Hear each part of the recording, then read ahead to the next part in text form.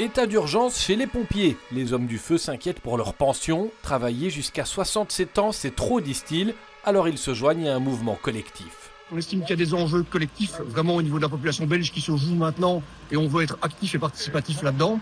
Et alors, comme vous voyez les affiches, on proteste nous aussi clairement contre la longueur des carrières chez les pompiers. Les pensions, c'est aussi ce qui inquiète le personnel de cette usine de chocolat. Les délégués confirment, mobilisés pour la grève, et le piquet d'aujourd'hui n'a pas été compliqué. Ces gens ici ils travaillent en équipe, donc la pénibilité pour eux c'est hyper compliqué.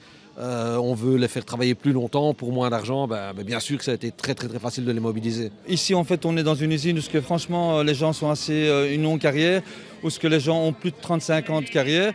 Et après 42 ans, je pense que les gens ont donné et à un moment donné ça suffit. Laisser les gens partir et d'enlever 2% par année parce que les gens partent plus tôt, non.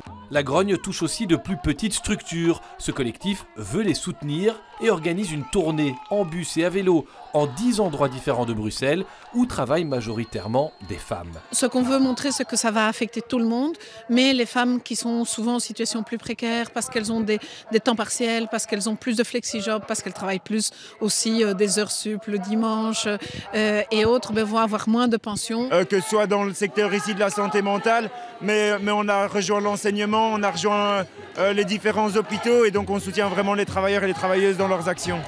Après une journée d'action dans de nombreux secteurs, la journée de grève apparaît particulièrement bien suivie. Un succès pour les deux syndicats qui l'ont initiée et un message clair envoyé au gouvernement fédéral.